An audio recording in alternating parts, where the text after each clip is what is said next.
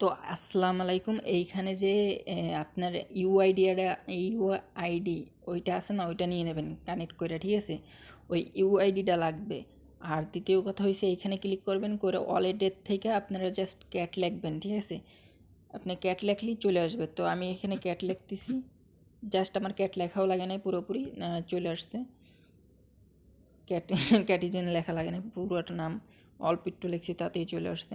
তো এইখানে ক্যাট লেখার সাথে সাথে চলে আসছে।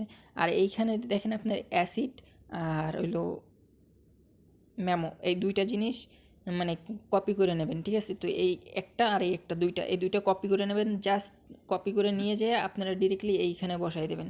তো এইখানে কি বসাবেন, আপনার ওই যে আপনার যে ওয়ালেট অপশন আছে, মানে আপনি ডিরেক্টলি এইখান থেকে লগ ইন করবেন। লগ ইন করার পর জাস্ট আপনি, আমি দেখাই দিতেছি, লাইভে করতেছি তো এই কারণে আর কি একটু সমস্যা হইতেছে। তো জাস্ট আপনারা এইখানে একটা ক্লিক করবেন, তারপরে এই যে এইখানে একটি ক্লিক করবেন। তো এইখানে কিন্তু বাইন্যান্স ওইটা থাকে, ঠিক আছে? তো ওই বাইন্যান্সের ওইটা আপনি ক্লিক করবেন।